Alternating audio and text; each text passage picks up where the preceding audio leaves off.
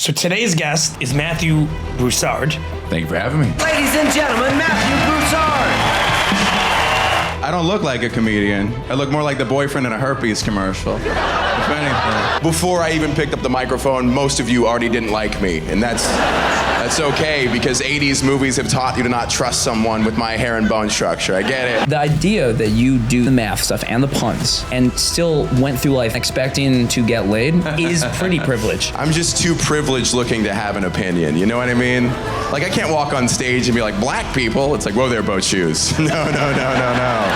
So where are the countries that were started by the perverts? Australia. Well, I was thinking about Australia. I hear Epstein has an island, so. If you can be convinced that you're talented, and I know you're not, am I?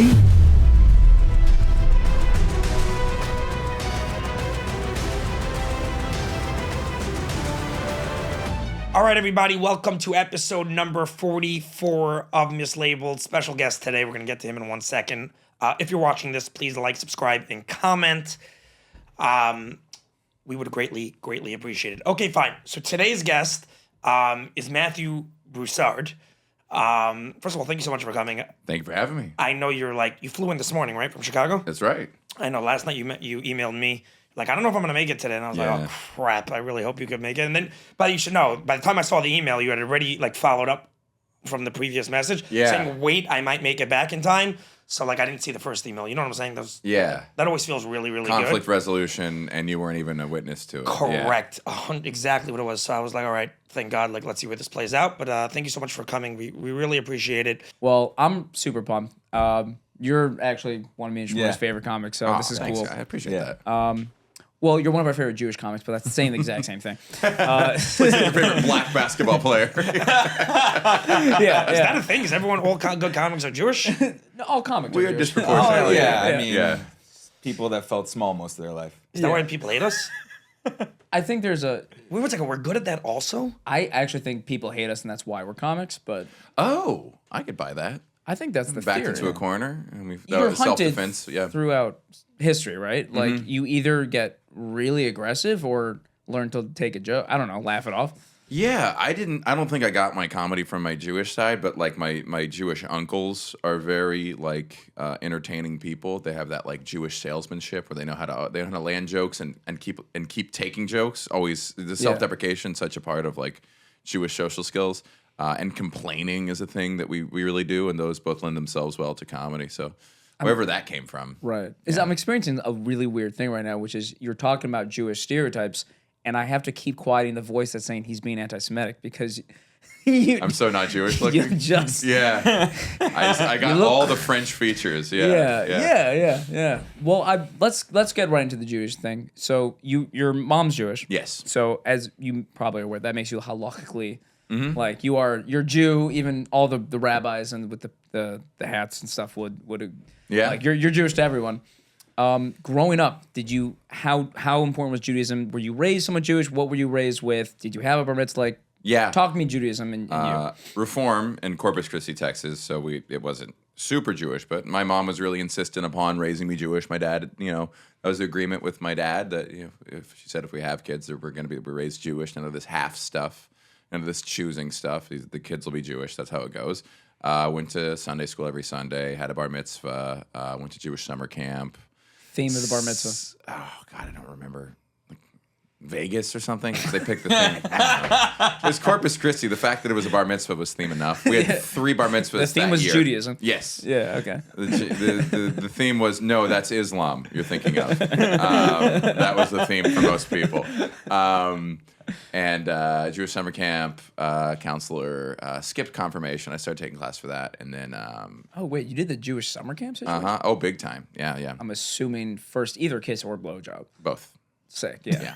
That is a stereotype that remains true. It was a fun night. Hey. Okay. Weird for the other dude though. Oh, this is a point of pride. Lost my virginity at Jewish summer camp as a counselor to the only non-Jewish counselor on staff. You did well. Hey. Okay. Found a way to disappoint my mom, despite again all the seemingly odds. seems anti-Semitic. And then And then what else? Birthright, doing Birthright honeymoon coming up. We applied for that and just got accepted. I'm sorry, what the fuck does that mean? Couples, typically interfaith couples, do. It's a second chance to go as a couple to Israel. Same kind of Birthright thing, but it's older. So I'm a little confused because when I did Birthright, and when I did Birthright, it was told to me explicitly. Yes, the this is a main different reason thing. for Birthright is it's not about Israel propaganda. It's to get Jews to marry Jews, which You are failing. I'm failing. So why are they making a trip for people who didn't do the exact thing that they wanted them to do? Because, They want them to convert. or at least, Or divorce. Sorry for being honest. Welcome to what's about to happen in your life. I had a discovery at the Wailing Wall, and we need to talk. The goal, I mean, this is what we said to them of like, my girlfriend was raised Christian. She calls herself a Christian, but, I'm hoping I can show her things that would maybe open her to the possibility of raising our kids Jewish, or at least including Judaism in their upbringing.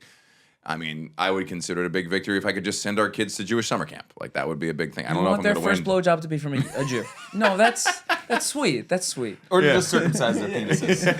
Because everyone knows those are ugly. They were ugly. Even Wait a as second, I what's was, ugly? Non-circumcised or Yeah, circumcised? yeah, Yes. yeah, Yes. I agree. They look like the worms from the Dune movies. I'll be They're honest, good. I have like I can't watch European porn, man.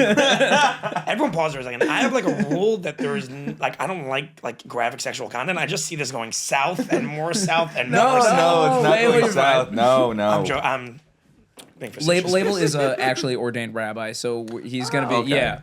He's just there to guilt us if we get too He's sexual. lying to you. That's where yarmulkes came from, because they look like a... Okay, never mind. That's good. Yeah, so hoping the Israel trip will, open her up to... Because she doesn't know a lot about Jews. I was one of the first Jews she really met or knew. What is she Israel? brought Do you it. mean Palestine?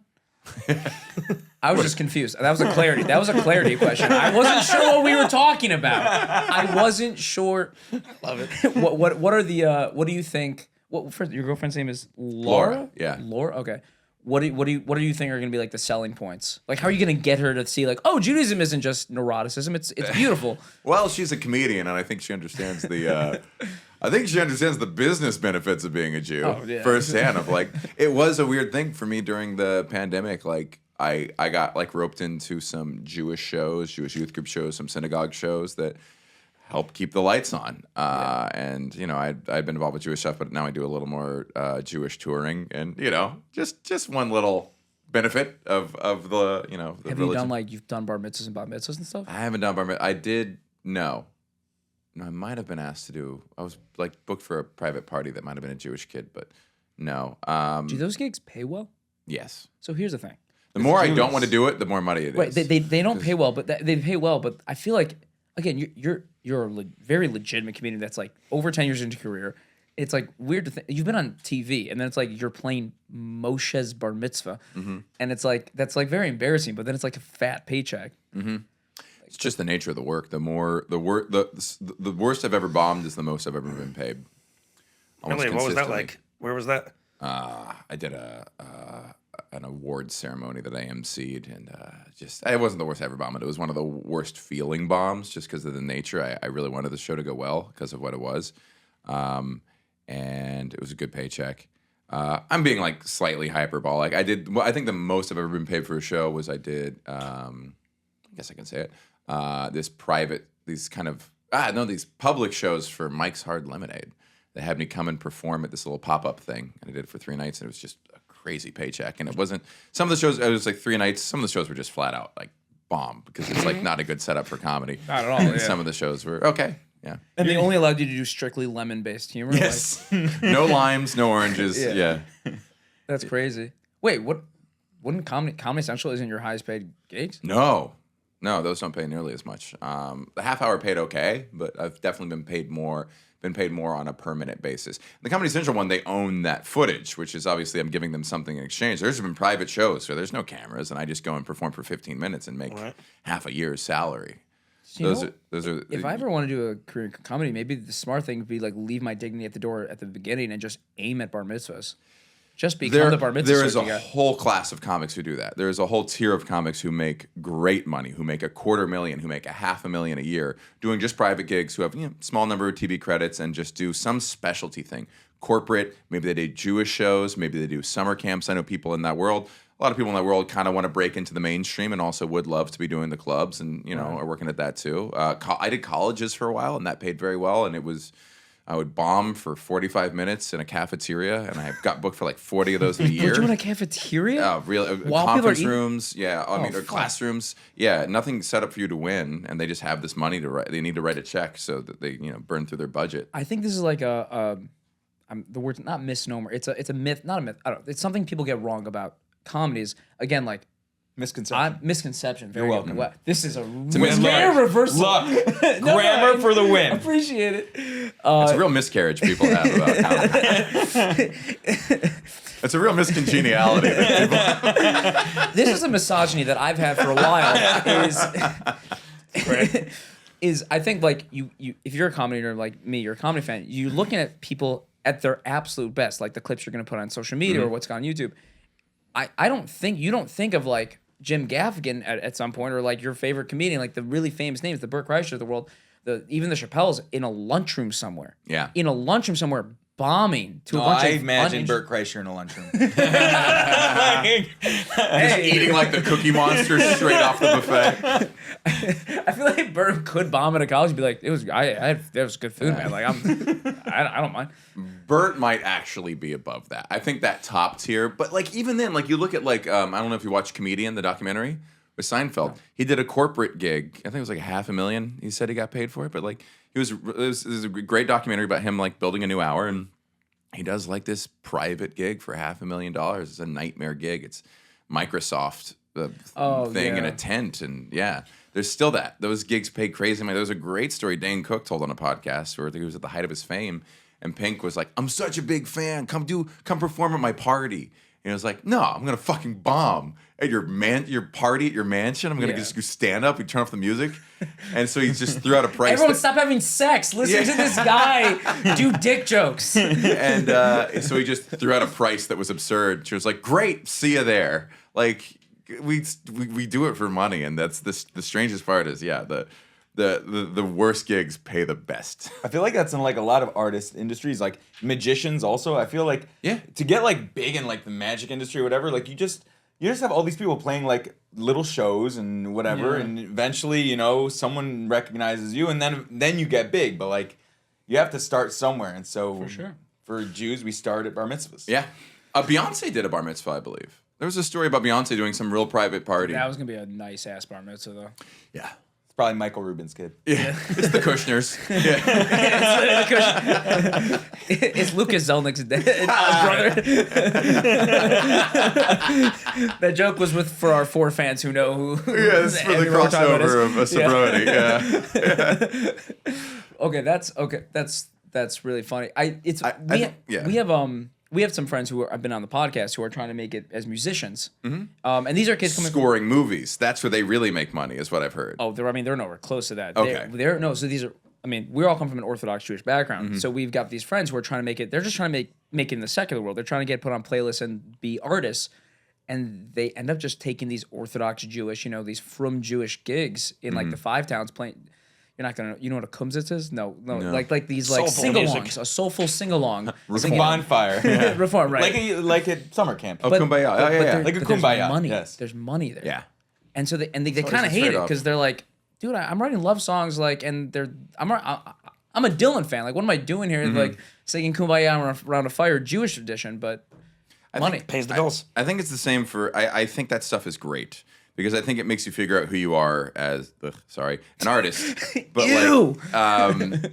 I think every comic has to go, or kind of any creator has to live within the restraints of capitalism, or whatever it is, commercialism.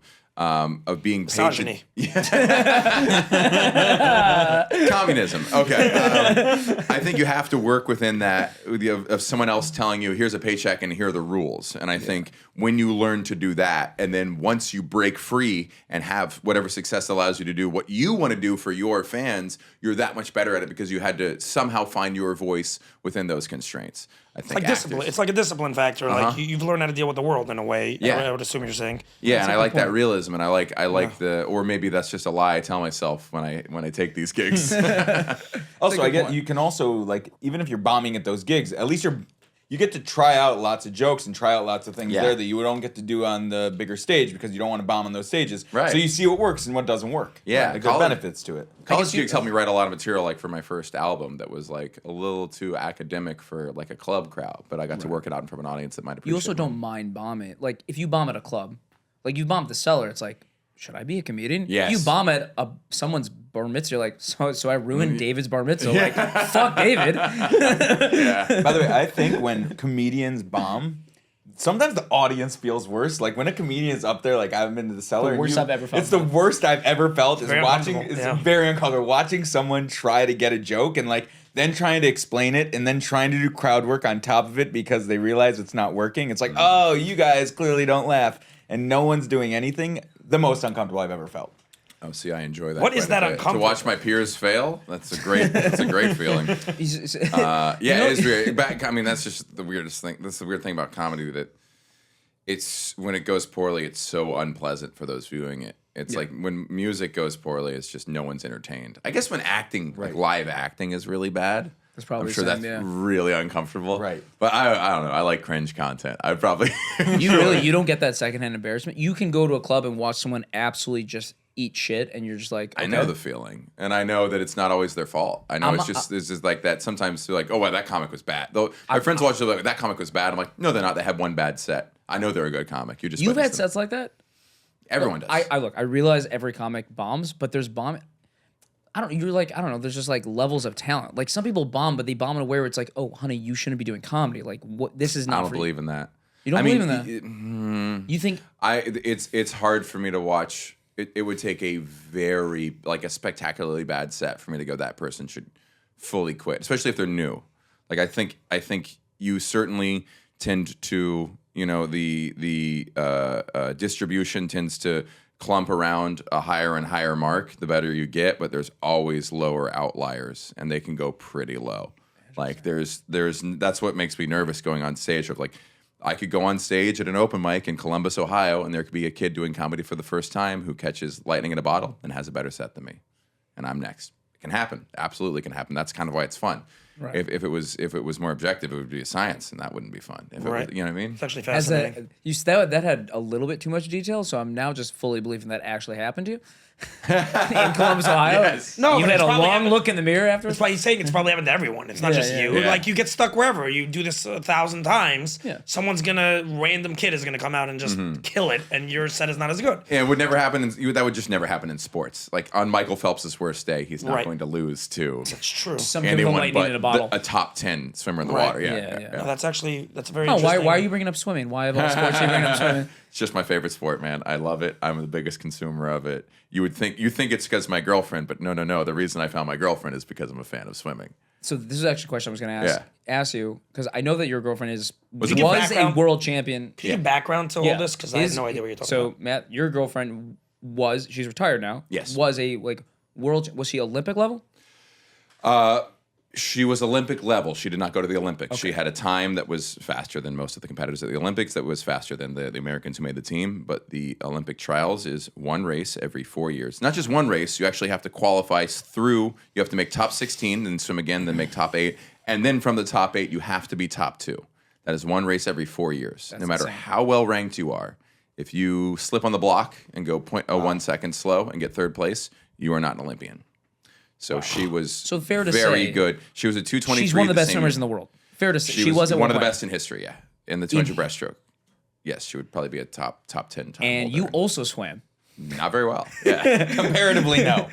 So so how did you meet her? You met her because you were Instagram. hanging around swimmers? No, I just messaged her on Instagram, or we kind of started talking. But was the fact that she swam like I knew I followed her and I reached out to her. You're 'cause I like was a into fan. swimming. Yes. So you basically messaged someone you were just a fan of. Yes. Just slid right in. No Guys, problems. DM your heroes. You It want the full works. story? The full story. I think we Yes, want the full story. I had followed her because I knew her name because I see the results, but I had never seen her face, and a video popped up on Swim Swam, which is their RESPN. And I was like, oh, you don't really see the swimmers in the interview with her. I'm like, oh, she's really attractive. So I followed her. And at some point along the line, she followed me back. I didn't know why. It turned out to be through some other mutual friend in the swimming comedy world. And then we were... I'm sorry, in In the the what? what? The Swimming How big is that /comedy world? There's one person. Her name. It was one of her friends who was a good swimmer who then went into the comedy writing world and had a podcast about swimming. So that was kind of the intersection.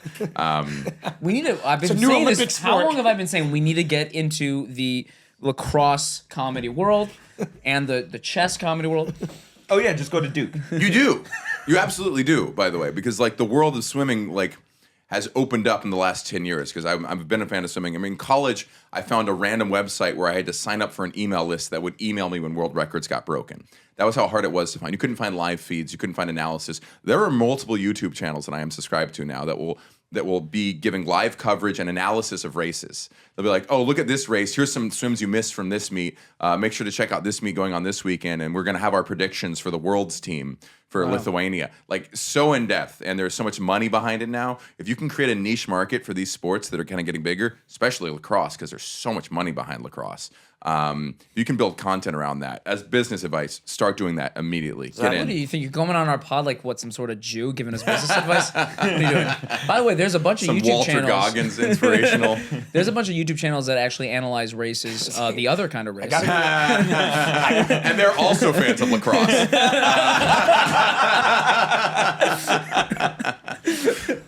Got him. First of all, I gotta hear your take on Goggins. You just mentioned Goggins. Oh, just the first. I don't have much of a take on it.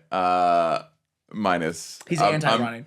I'm just super sick of motivational podcasts or motivational Instagram stuff. That guy's hilarious. No, You like him? he's hilarious. I mean, just his stay hard. You know, Yeah. like you see some people parodying him. I've never laughed so hard in my life. Like just You broke your leg, keep running.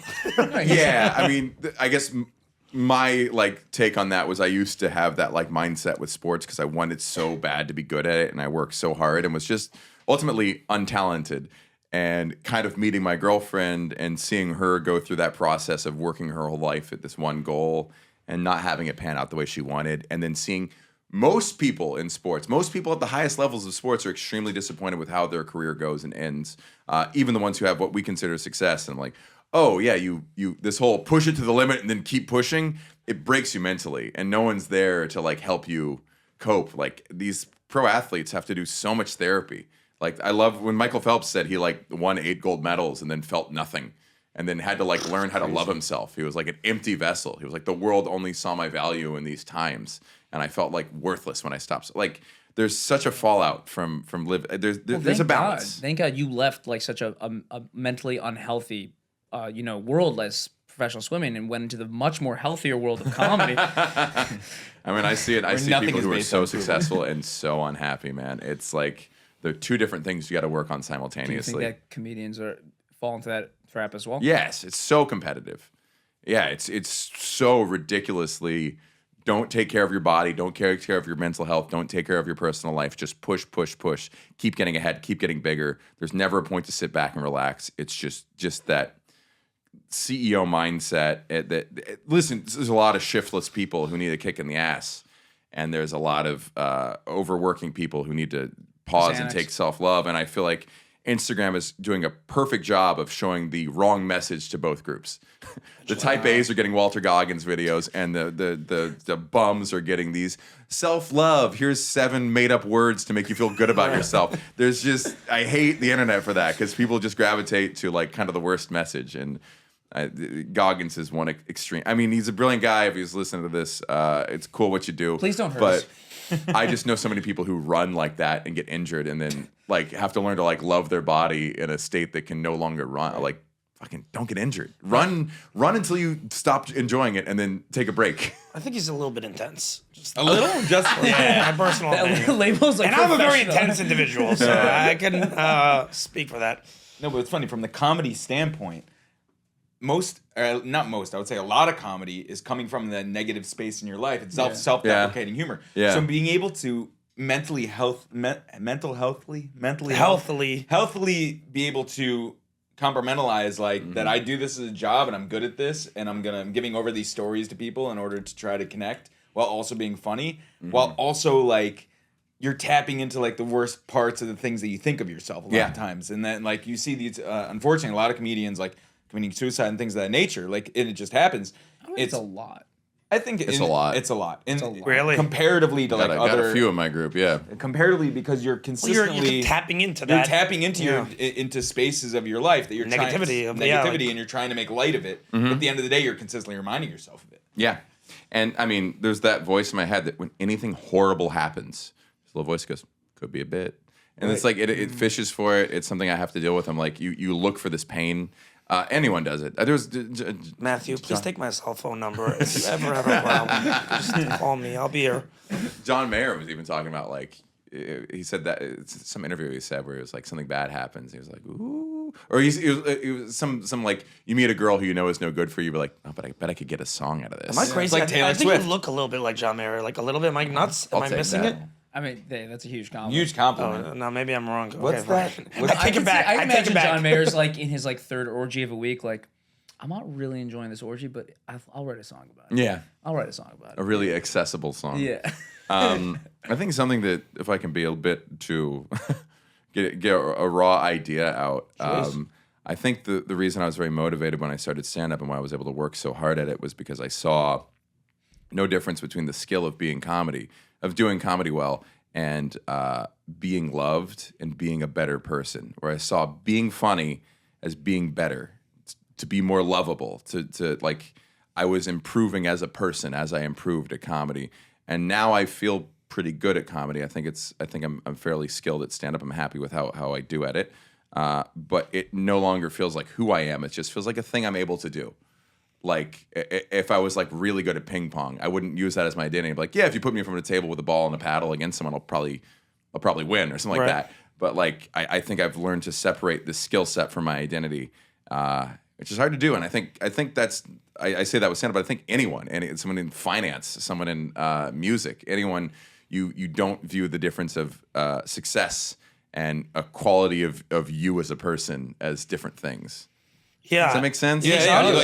Your self-worth is tied to your accomplishments. Yes. So to speak, Usually instead of just the idea that I'm worthy. Usually people they come onto either some sort of like philosophy or it's oftentimes some sort of spirituality in order to get to that point. Yeah. I wonder if that like was the case for you, or maybe just like self-love, psychology, therapy. I think therapy's I've been doing that for like a year. I think just like maxing out. Yeah. You live in Brooklyn. You're know. a liberal who lives in Brooklyn. Why are you? I know. you Liberal joined Jew. therapy late, bro. I got in late. But I think just social media would it still drains me in learning how to separate that, because I don't create a barrier between my success and my happiness, and it's always so easy to find someone who's beating you by a lot. That's what I actually wanted to ask. So you were talking about before about the CEO mindset and people that just compromise their mental health at the, I don't know what the word I'm looking for is, but compromise mental health At the expense at of the being expense. Thank you. successful. Yes, correct. Thank you, Shmuley. Who are you? This Bro, I'm on. It was the Xanax that I took beforehand. At the expense. Yeah, you want to know where they ran out. He went Xanax backwards forwards. It's what do you call that? Palindrome. Hey, bro, I'm on it right now. Did you see what? What is going on? Palindrome. It's a palindrome. That's when You know, palindrome's that's actually when a the palindrome. words backwards and forwards spell the same way. So Like XANAX. All right, everybody. I just want to give a big shout out to our sponsor, Joseph Bender Suits. He does custom suits, by the way. You look like a clothing guy. You're into I would clothing? love a custom suit. Okay, fine. No, it's I going to gotta cost go you a for- few dollars, Yes. but no, you could worth probably it. work out something with him. I don't know, maybe. He's really, really good. I actually Give him a have three- mislabeled discount. Right. Well, we'll hook you up, but he actually has. I just got 3 suits from him. He's really, really good. Again, Joseph Bender Suits. His name, his email is info@josephbenderofficial.com. Phone number 838-202-8102. Again, phone number 838-202-8102. Instagram, Joseph Bender Official. Again, Instagram, Joseph Bender Official. Definitely advice for your custom. All the information. All the will be at information will bottom. be. Yeah, you'll see everything. We're touching it right now. I'm kneading the information with my fingers. Okay, there we go. Yeah, exactly. Matthew, I'm gonna connect you. He's good. Yeah? Yeah, 100%. Yeah, for sure. Oh, by the way, he's a math whiz, and Are you a I math know guy? you're a huge math guy. Love math. Oh It's my wow, favorite. we cannot do. We did this No, last two pods. It's really fun though. Round No, Who'd you you did do it it. with? You taught calculus or something. I got to think guest saw teach a that. calculus class. Yeah. Yeah, baby. That was like one of the best days of my life. I swear to God. For like 4 hours afterwards, I was like, did I do drugs? I was buzzing. I buzzed for 4 hours because I remember I was trying to quit nicotine and I was like, oh, I feel the high that I have been chasing since I started. Because you taught high school calculus. Yeah. It You're felt like really good. You're like, most people are like, Math, okay, dude. how do I quit smoking? You're like, bro, you just got to go to 11th grade high school classroom, man. So fun. It was so cool. I got to teach complex. I did. She was just like, you want to come in? So I do a puzzle. I do puzzles. I draw pun cartoons. Monday Punday. MondayPunday.com. Yep. Punday, the app.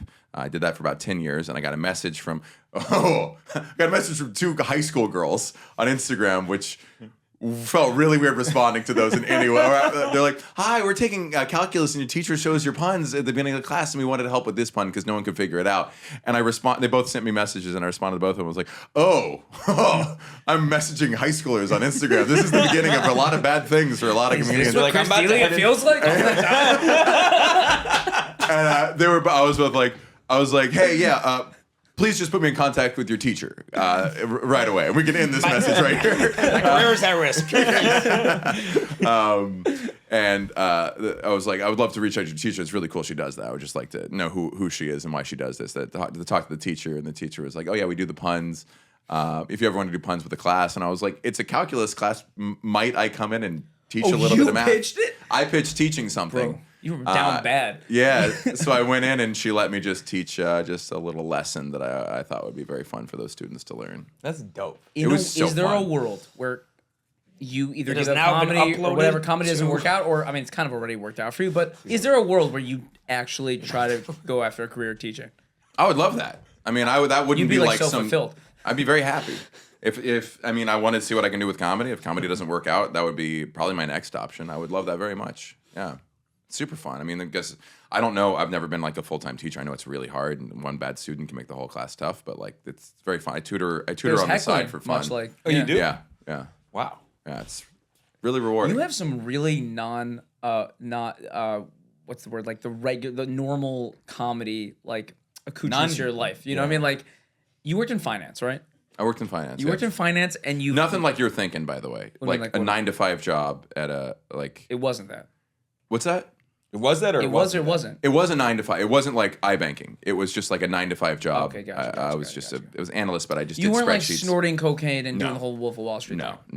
It was much lower stakes than that. Still, that's not regular. Right. Like, It was still a comedy. pretty stable job with a good career ahead of it. That I was. Were you like the sad funny to guy in the blossom. office, or you were just dying inside the whole time you were there? And The office. It was me and a secretary, and our boss sometimes showed up.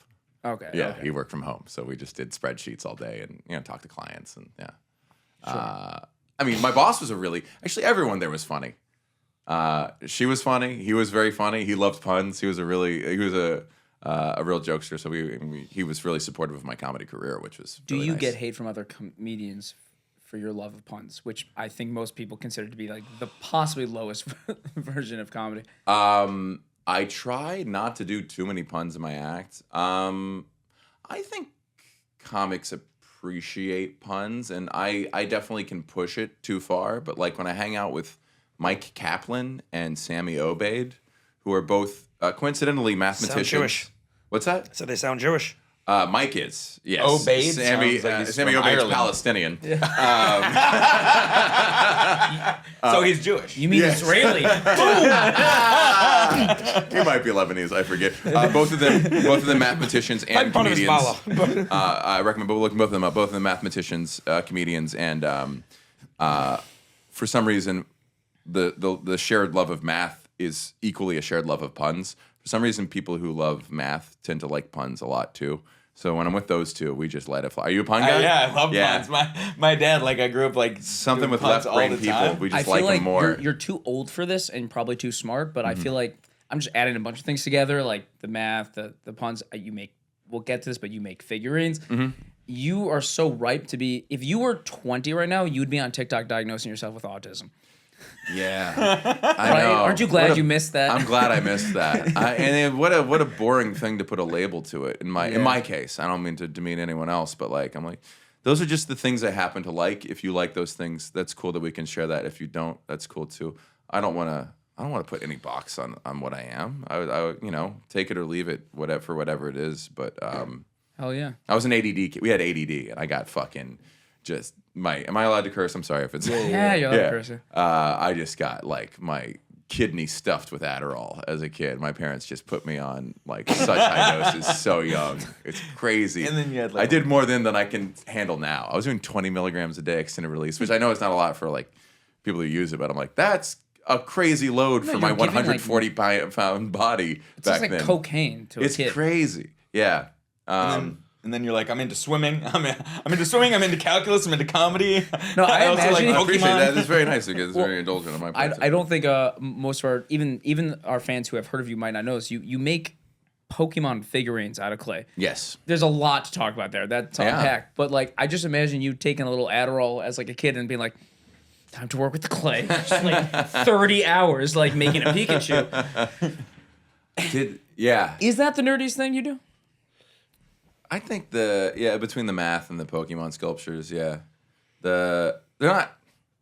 It's a lot. I say Pokemon sculptures in the joke just to like simplify it. It's certainly everything I make is influenced by Pokemon. It's a lot of it for many years. I started when I was like 5, probably through age 20. I would just make characters I really liked or make variations. on them. Pokemon-esque creatures. Oh no! It's straight up make something I saw. Like I would make it. I would be aimed to make this Pokemon, or I'd make this character, or this Pixar character, or like Layla, or what was it?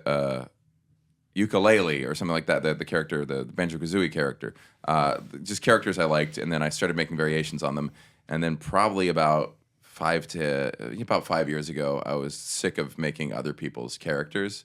Because when you try to make something that already exists, then someone can look at it and be like, arm's a little long. Right. So I was like, well, if I make my own character, then no one can say what's off. That's such a neckbeard thing. Like, actually. But there's that you even if people don't say it, you post it online, someone's going to say something that hurts your Pikachu's feelings. tail is actually exactly 3.5 centimeters based off the circumference of its body. The hard part about Pikachu is these tiny feet, and his weight is on those feet. He's not like just sitting on the ground with his feet sticking out. To actually balance Pikachu is like nearly impossible with the correct size feet. Really annoying character to make. I'm like into Pikachu, and I've never thought this much about Pikachu. You try to make him in 3 dimensions, it's really hard. He's a really like same you with know the exactly. Simpsons characters impossible to make in 3 dimensions. They exist in 2 dimensions. They're too thick. Yeah. They've got too much cake. The Simpsons characters. Yeah, and their faces just Bottom don't heavy. look right. The underbite doesn't work. They cheat the angles really hard. But then I started making my own characters, which is more gratifying because you finish it. But then when you make your own character, the most insulting thing someone can say is, "Oh, it reminds me of blank," and that's the first thing people always say. So my goal with any sculpture is for someone to look at it and not say what it reminds them of. Right. Which I think I've achieved with maybe one sculpture, where they looked at like, "Oh, that's weird." They're like, "Yes, thank you." I did Not it. like, "Oh, it's like toothless" or something, you know. Do you the idea that you do this and the math stuff and the puns and still went through life hoping and expecting to get laid is pretty privileged. Yeah, thank you. Yeah, probably. If you look different, that would... I think I knew that. I think I knew I could lean into those things, and it would defy the preconceived notions about me, and that Right. and that's kind of the thing to do with comedy. Or it's a fun thing to do whenever you can kind of surprise people of what you look like between how you actually act. It gives you a little bit more control over the narrative of yourself. But then there are people who do it so ham-fistedly, or they're like, I know I look like blank, but I'm actually very blank. It's when I'm they not actually- like other... yeah. I know I look like a ditzy girl, but I'm actually like super whatever. Like the A whore. I know I look like a total bro, but I'm actually very spiritual. Like that kind of thing. Or it's so off-putting when people like do it without. I've heard Brene Brown. Yeah, they make fun of me because like that's funny. Well, he has resting rich face also. Yeah. But he reads Brene Brown, bro. Who is that? Brene Brown is. Right, he's been to therapy for a year. Right. You've only been to therapy for a year, so she's like a top psychologist. She writes tons of books on like self-love, vulnerability, courage, all that type of stuff. And like I'm a big junkie in it. Like been in therapy Super 7-8 years. Super. But like but I also have all the douche qualities. So Zach literally one podcast looked at me. He's like, I just want to let you know, Brene Brown would hate you. She wouldn't like you. Like you've read all her books, but she wouldn't like you, man. Yeah. Wait 1 second. Hold on 1 second. Pause. Feel like we got away from two important subjects. First of all, he was in the middle of telling us how he met his wife. Yeah, you're right. Oh, that's true. Girlfriend. Okay, yeah. that was number Yeah, one. yeah. But before we, your girlfriend. I'm sorry. Apologies. But Do we have to Be do careful, that? because if you're a rabbi and you say wife 3 times, she legally becomes my wife. is that how it works? I didn't know that's the rule. No, but before we're going to that, I was asking a question specifically. You're obviously in the world of comedy. So, as far as success, you were saying before, right? We were talking about being successful at the expense of your mental health. How important do you think is it for the people that are successful, right, in your world or where you've seen otherwise in swimming? How important do you think it is to have that CEO mindset? Is it possible to accomplish things at the top level without having that CEO mindset and pushing yourself aggressively? I don't know. It haunts me. Like sometimes I'm like, oh, to have the success I want, do I have to be a little bit sick? Do I Right. have to give up the mental health I've achieved? Do I have to give up things in life that truly make me happy? Yeah. Which is going for a bike ride or, reading a book or just like hanging out and doing stupid, unimportant stuff and watching YouTube videos. Like, do I have to throw all that away? Hentai. Yeah. Just It's those little reading things. hentai out of a book by the fireplace. In a cardigan. I heard that. That's a great question. I don't know. do you see And from I'm other not guys? successful enough to answer that. What do you see from other guys who are doing it, who are at that level of success that you know? I'm happy. I don't know him personally, but I'm happy Mulaney has made some adjustments in his life because he has as good of a career as anyone would hope for, and he seems to be working at his mental health now by working through his addiction. So that's clearly a good step. That's a positive indicator to me that you can get better while being at that level. I think I haven't observed the guy too close, but Chappelle has a really cool life, and Yeah. Chappelle walked away from a lot of that and came back, I think, with a better attitude and weirdly more success. It's like he canceled himself. Yeah. And created more mystique around him and got to like reset his brain after the most success a comic could possibly have and come back and do it fun. And They tried canceling him again. yeah, They weren't successful. Yeah, he had the most. cancellation isn't like actually real for most cases. It kind of just helps people. When you get canceled for like something that like people quietly agree with.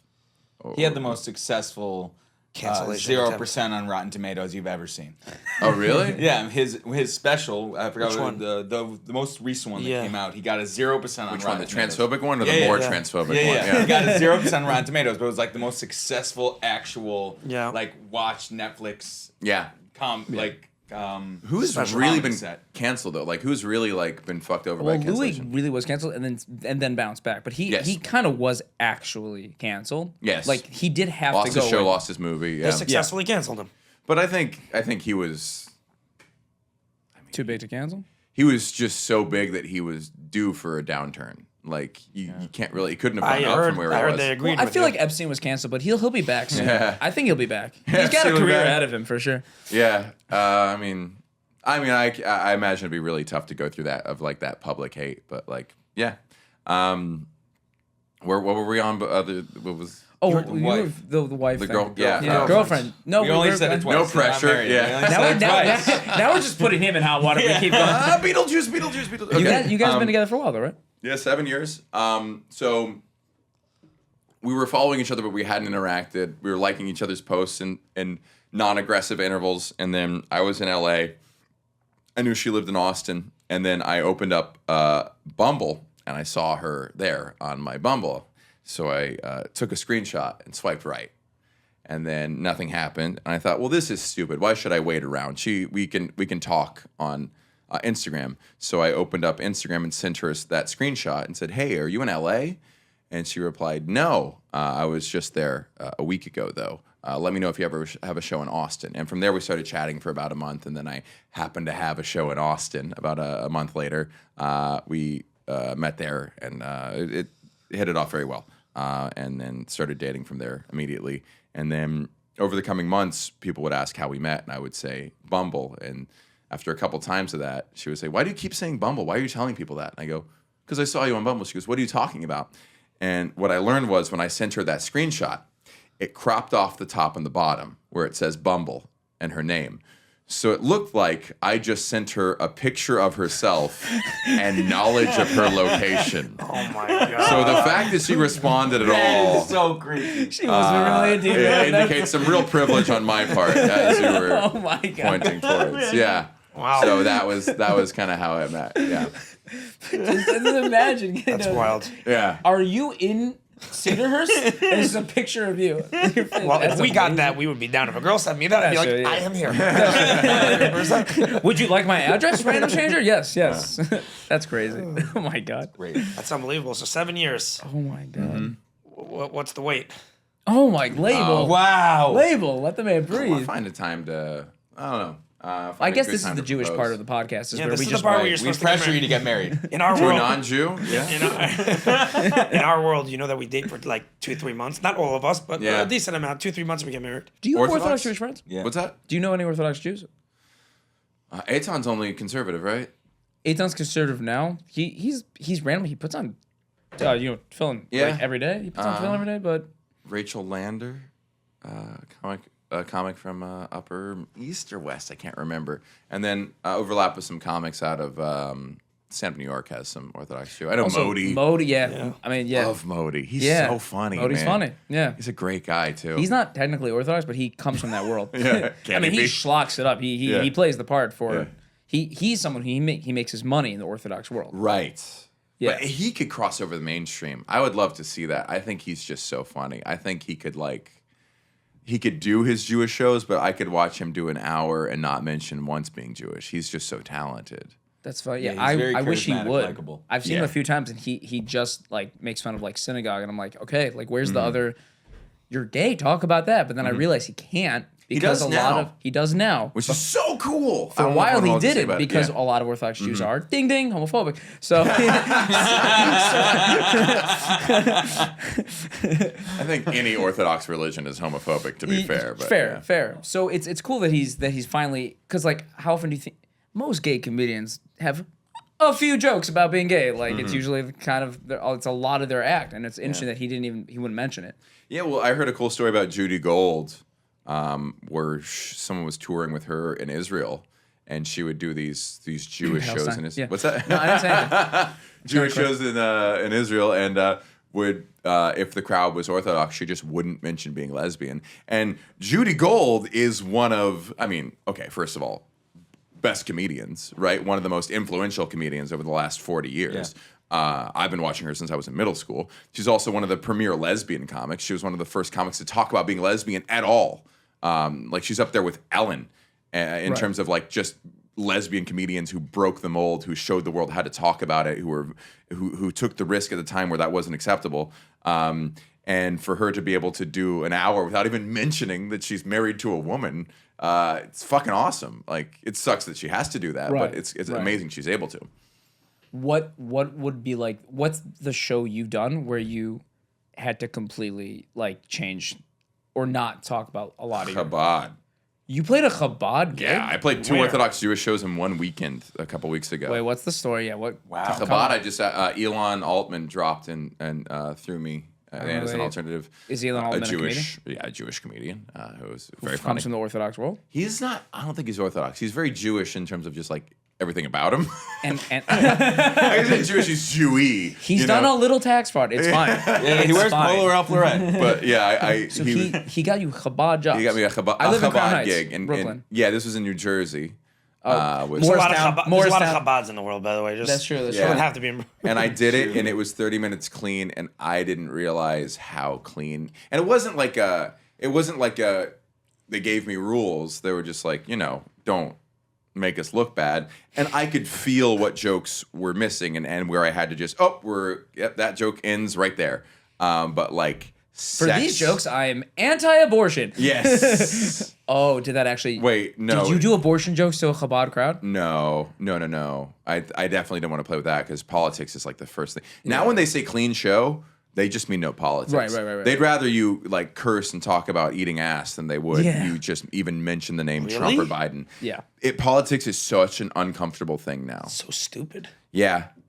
And there's, I mean, they say that there are always really good like jokes that talk about politics that actually don't cross. You look at like Mulaney's horse in a hospital bit, like it's a really wonderful political joke that doesn't actually Yeah, I feel like you could have so much good political comedy that doesn't necessarily take a side. Yes.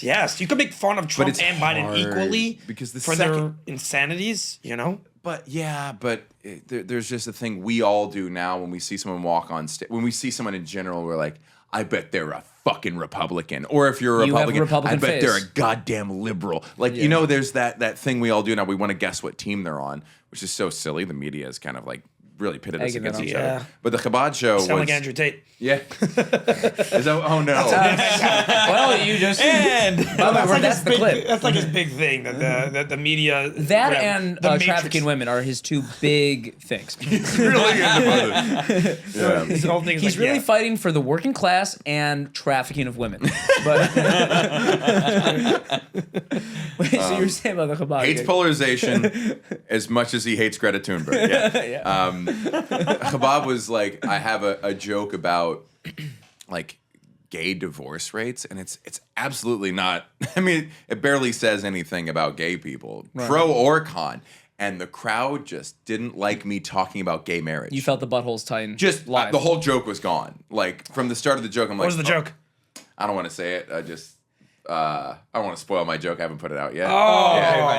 First of all, give us the honor. I'll of tell that. you afterwards, but it's it just the notion of gay marriage was like no. Yeah. I'm not surprised, honestly. And potentially even jokes about me cohabitating with my girlfriend, not wife, I think might have not as been. Who connected. obviously, if you did mention her at all, was Jewish for all of your jokes. For sure. Yeah, absolutely. My Hannah, my girlfriend, the swimmer, Connie, yeah. who also went to seminary to study Torah. Aviva, yeah. That's great. Yeah, no, when you're in, it's true. Nowadays, also, we're like pretty far out of the typical in the box religious world. So, like, I'm envisioning what you're saying, and I'm thinking about like when I was a kid. If that came up and our parents were, let's say, in that room, of it would have course. went silent immediately. Wow. The Orthodox world is changing because, But still. there's obviously levels to every Orthodoxy. Are you still in the Orthodox world? Do you consider yourself Orthodox Jew still? I do not. They do. Okay. They do. Yeah. But I live near Orthodox Jews, and I'll go to synagogue once in a while, Orthodox synagogue, and I have Orthodox friends. So like I'm definitely have feet in that How world. Orthodox, by the way, are we talking? Well, we weren't. What do they Hasidic. dress like? Okay. No, Yeah. but black hats. Okay. We come Oh, from the okay. black hat world. Okay. Yeah. Crown Heights? These, No, I live in Crown Heights, but that's not where we come from. We come from, I don't know, like Flatbush. You ever been to Midwood, Brooklyn. like I mean, I've biked all through those areas, but I can't Just remember like- what's what. No, just think about regular Lithuanian, people. regular- No, just with these. Oh, kippas. With Not kippas. Yeah. fucking Lincoln hats. Right, Okay. right. no. Oh, kippa wearing. Okay, I got it. yeah, Yeah, kippa but wearing. they might be wearing like an Express, a shirt Correct. from Express. Yes. Wait, where the fuck is your Very kippa? good. I get what you're Yeah. saying. Like this, I get what like- you're saying. Where the fuck Yeah. is your keeper? You couldn't put on a keeper for the show? Come on. See what I'm saying? Like this. Yeah, so that was the other Orthodox Jewish crowd I performed for the next night that at the you back do- of an You Italian performed place. for the Ferragamo belts. Yeah, they were Queens Jews. They were Queens Orthodox. Right, that's Jews. right. Were they Persian? Bukhari. Yeah, they might have been Persian. Or Bukharin, yeah. Okay. Okay. Well, that was definitely probably a better vibe. crowd. They were red hot, but I remember I had to like just pull out a couple jokes just to be safe Sure, because sure, sure. I felt really good energy. It was like it was a space the size of this room, really tight, like at the Okay, back sure. of an Italian restaurant, and like very good. But I was like, oh, this could just go. It was like the birthday girl was like very strict about what we could or couldn't talk about. So we're like, I just don't want to. Love that energy. Yeah. Great that energy. energy, yeah. Love when Why? the birthday girl just has very strict rules. But Orthodox In general. Jew, you were saying the Orthodox. I was Jewish saying community- our world is changing a little bit. Mm-hmm. So, and I've talked about this on the pod before. There was this. You've probably heard of it. There was the Chosen Music Festival, which a comedy festival. Yes, I'm which was at hopefully Coney doing it Island. in Texas, You're hopefully yeah. doing it in Texas. Yeah. That was so you. I'm trying to help you maybe understand how weird that was for people who come from the Orthodox world. Mm-hmm. Is we're watching like Alex Edelman killed, and like you probably would. Your comedy's not super dirty. Like you've done well, but then Jeff Ross gets up there and is miming fucking the Queen of England, who had recently died. And I'm Hey, that's sitting my next, bit. I'm sitting next to people that were like my rebbe, my rabbi in yeshiva, like that type of crowd. And I'm like, the world is changing around. Like that event exists, and it's weird. You're It was saying that uncomfortable. when you said changing, I thought you meant like tightening up. No, No, it's opposite. loosening. Opposite. Well, yeah, Loosening but up. it's still There's- very uncomfortable. You So were they're It was still definitely- uncomfortable, but the fact that event existed and that very Orthodox black hat wearing, kippah wearing Jews are going to see the Jeff Rosses of the world, I think is the question is if they weird. would go back to see Jeff Ross. That is the question, and I or don't if know. they did not Right. know what they were in for. I guess I'll have to go to shows and festival this year and see if anyone else shows up. But Yeah. any Orthodox. How is that shaping up politically? How is that community? Look, the main right wing like Orthodox Jews mainly are just hardline Trump because at the end of the day, if it's good for Israel, it's good. Like that's Yeah, it. I figure Done, Israel's done. the thing, yeah. It's like really not a personal thing. Now it's getting a little bit more like it's not just the Israel thing. And like whatever, I'm not super political. I'm not gonna. But there are definitely pockets of Orthodox Jews that are like lean more Democrat. Like, Yeah, on the right wing side, I would say it's not Trump or not Trump. It's more conservative values, traditional values, and what most keeps those around. Yeah. So like anything that things that deviate from that, they tend to be less into. And then the Israel thing. So it's those two things. Traditional values along with being pro-Israel, that's where you're leaning into on most of the right-wing Orthodox world.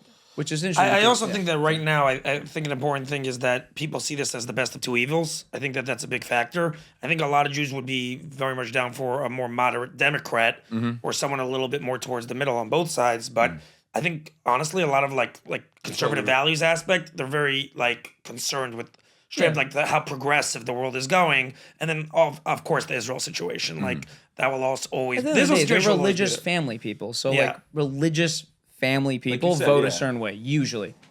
Jews tend to be, from my experience, like a weirdly liberal group relative to everyone else, in my experience. But those are not Orthodox Jews. Not Yes, Orthodox Jews. but even Orthodox Jews. So Orthodox Jews are one of the few like Orthodox branches of any religion that live exclusively in a metropolitan area and are point. forced to coexist with wild shit. And not just coexist, but like, Yes. yeah, we get that there's going to be a pride parade that goes right by our neighborhood. We don't really care because we are realists and understand what you have to do to hold on to your culture in a highly densely populated area. That's a good Amish point. people, Mormons, they don't live in dense areas. The people who have not been to New York City could not imagine that South Williamsburg is one of the most poppin' metropolitan areas in the country, and you ride your bike 3 minutes, and there is It's a Hasidic. Yiddish cell phone store. Yeah. There is Yiddish on the side Yeah. of school buses. Yeah. This is the only group I know that is like that. I know that's Chassids, but and to a And lesser sometimes extent, those worlds mix, and that gives me honestly hope because I'm not trying to make anyone. I don't see think fucking anyone. curly cues at the equinox. You know, don't have it's- to be liberal or be Republican. You can be whatever you strip want. clubs. What are you talking about? Yeah. Bro, every time I go to House of Yes, there's a The gay Hasidic strip guy. clubs are the okay. Listen, bro, I can't talk about the gay strip clubs. I'm sorry. I happens to be. I recently was talking to a friend of mine who it openly gay from the Orthodox world, and he absolutely was. He has amazing stories. He remembers a white van, like a cola van. You're allowed to be driving Orthodox- up. Okay. 20 Hasidic guys rock out of the van and go right up to a gay sex club. Bro, sexuality does not discriminate. Not Let at me all. tell you that Not right at all. now. No, but Yeah. it's cool. It's like that's actually a really good point. Like, Yeah. we live around everything. So And that's what I love about New York is like it's impossible to be too against progress living in the city because what you were forced to deal with, and you're like, yeah, whatever, just don't murder me. just don't murder. Yeah. I don't but care like- what you do, man. It creates it creates a dichotomy though, because you end up having the people that you're able, like you have Orthodox people and the right wing more traditional people, right? That end up being able to, I guess coexist, and more than coexist, acclimate their lives and adjust their lives to things that, okay, I'm gonna keep these traditional values, but as well gonna be as a realist. also be a realist Yeah. and do other things, that are maybe, a traditional Jew, a right-wing Jewish person wouldn't necessarily have done 50 years ago, let's say, right? But then you also have, because of it, people that are trying to preserve the actual part of the religion that's so sacred, and so trying to insulate as much as possible Yes. because of that. So you have Yes. those both Sometimes you sides. have a reactionary insulation. Right, For sure. because of that, it's like there's so much going around here, and if we don't if we don't, it'll never end. I remember a distinct experience I had where I love city bike. I ride it everywhere. I'm trying to visit every station. And one night I was going to a show in Crown Heights, and I get to Crown Heights and I pull up my phone and I look at the map and I realize there's not a single city bike station in all of Crown Heights. And my first thought was fucking Jews. And now there's bike stations there, but like they have that power. You can definitely. I always show people the map of the city bike stations in New York, and you can see a perfect hole in the map in South Williamsburg still. That's amazing. There's no reason there should be a city bike station. But they love biking, Hasidim. They're always on bikes. I remember I was riding Manhattan Bridge, and I saw a Hasidic Jew biking, and from the way he was biking, you could tell it was his first time biking. Right, it was all over the place. Pious, and then flying away, the seat too low. And then I remember 2 weeks later, I saw him, and it was still his first time biking. And I've seen him probably every 2 weeks since. I'm like, this guy refuses to learn anything new. It's amazing. Just out of curiosity, there's no comedy clubs in Friends and Lovers? It's like the only something like that. Yeah, yeah. There's Friends no and Lovers is a good venue. I was actually that night I was going to meet my girlfriend for a drink. Oh, I'm gonna get you to do. He should do a set in 770. That's the Chabad headquarters. We're gonna get you to do. They would love you. You know what I'll do? I'll do 10 minutes and I'll do Monday Punday for 20 minutes because that is how that's safe. Yeah, it's safe. Yeah, that's very safe. They won't yell you out there. Yeah, it's so different for me because I think. Yeah. I would not suggest you go on the homosexual gay joke in middle of 770. I don't think that's going to turn out very well. I still think the most extreme Jews, even the ones you're talking about, would not be nearly as intolerant as the most extreme Christians or Muslims. Really? Bro, let's take the compliment. Take the W. Yeah, W. Historically, Jews have been ahead. We've faced so much persecution that we will always have a soft spot when we see someone being picked on. Right. I think you can never take that away from us. I think we should test it. We should this episode of Mythbusters. Matthew gets flayed alive inside of the Chabad headquarters. we should put 33 of each in a room and just see who comes out alive. How many? I just think we were warned. We were warned from as young as you can remember about like it's so easy for a leader to make one innocent, marginalized minority into the scapegoat for all of society's problems. Yeah. And we see it happen to other groups, and we're like, that's bad. Even though it's not me, I can tell that's bad. You've been to Crown Heights, so do you know about the experience of when the Chabad Jews try to put tefillin on you? They ask you... That happened on my block. But does it happen to you? Because, as we've mentioned, you don't have exactly the most Jewish... I had a joke about that. I'm so not Jewish. That you see the guys standing there and they go, you Jewish, around Hanukkah. Yeah. And then they see me, they go, Merry Christmas. Yeah. But no, they can smell that I'm Jewish for some reason. I get asked that. I don't know. Must be the hair. Can I get a side profile of your nose? Oh, yeah, because all Jews have tons of hair. I was going to say... Jews are just... We're just flowing with hair. Joking. I was going to say, you have competition, by the way. Yeah. This guy walked in and I'm like, Shmuley... Oh, Shmuel's got some non-Jew in the for sure. Yeah. My hatred for Judaism. Yeah. I've gotten that. Yeah, they it's weird. They know, or they just cast a really broad net. But I thought I wouldn't be a mark for that because no one ever assumes I'm Jewish. Do you ever acquiesce? Do you ever do it? I did film one time with it. It was not. Dude, it was not a Hasidic. You're going to heaven. High five. Yeah. It was not a Hasidic guy. It was a Orthodox. It might be the sideburns. I think you're giving it away with the sideburns. My beard is full on rabbinical. When I grow this out, I have jokes about not looking Jewish, and when I grow out my beard, I can't do them anymore because people are like, yeah, you do. You look Jewish. Have you ever grown it out? I need to see this. I've never seen a single picture of you in a beard. Very similar. I have more facial hair than you. You have to shave right here. Do I have to shave? Do you shave that right there? What? Which part? This little spot right here. Is that saying? Yeah. This part? No. That doesn't grow in. I grow in from here all the way down. Let's see. No gap. I'm gonna find it. It like starts right below your eyes. It goes way high and it goes all the way down, and then there's no gap in. Let me. Let's see this.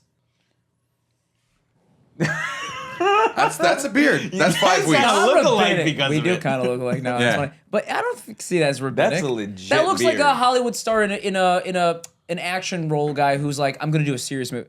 Well, that My girlfriend wouldn't let me keep that. It's funny. As soon as that grows out, she's mad at me. Like I can't be near her. I'll shave it and just the mustache. She's like, if that's sure, no. that's sure with that mustache, and you look like the guy who I see every time I go to L Train Vintage, just taking all the good shit. Yeah, I got this from maybe L Train Vintage. Yeah, that's a that's a woman's shirt. Let's call it. It's gotta be. Wait, right over left. How- Dude, can I brag? brag. Flex. Like everyone thinks their parents are like smart. My dad was a really smart guy. We went to it was Chabad, I guess. It was my first experience in a Chabad. He grew up super poor, white trash Cajun dude. Got a PhD in chemistry. Was like a real nerd. We went to Chabad and he talked to the guy there. We did. I think it was like a Seder at Chabad in Atlanta, and just straight up, exactly what you pictured from a Chabad rabbi. Like afterwards, my dad goes, something interesting I noticed about him was that rather than going left over right, his jacket went right over left. And I go, oh, why? He goes, I don't know, but my suspicion is that it's a symbolic of peace because the reason the left goes over the right is so you can reach into your coat jacket and pull out a sword if you're right-handed. So maybe it was the other way. I'm like, you know that? He was like, just a guess. Like, that's a really solid guess. I still don't know the answer, but for some reason he was wearing what is considered a lady's jacket because of the way the... Do you know that to Wait, be so anything? his is right over left? All men's jackets are left over right, so a man can reach in. There is probably a... Do you know the term Kabbalah mean anything to you? No. Like the stuff that Madonna used to learn? Oh, Kabbalah? Kabbalah? Yeah. So mysticism, numerology? That Madonna Hasidic corrupted Jews, because she was having an identity crisis? Yeah, well, white women. But hey, that's not nice. No. Accurate. So... By the way, she almost just died, I saw. What? Madonna almost died? Didn't she have like a health scare or something I saw? Bro, you should know. Bro, you saw that on Us Weekly. Yeah. Just because it's in the front No, of the I grocery store swear. doesn't make it No, true. no, no. National Enquirer? I promise it was Chabad actually She happening. spoke God's real name and got struck with lightning. Chabad Madonna Jews are news. into mysticism, and they learn Kabbalah. And I think there's something about like the right over left as has like a lot of mystical.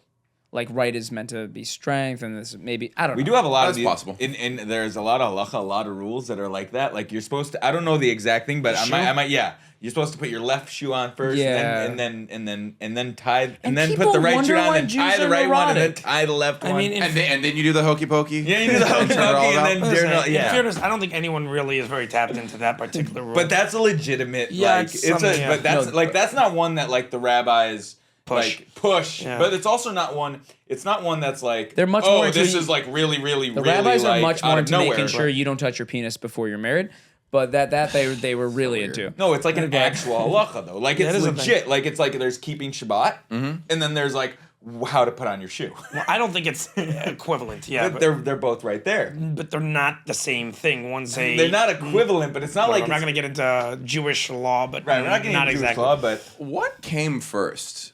Our love for rules or our success in like law and accounting? Love of rules.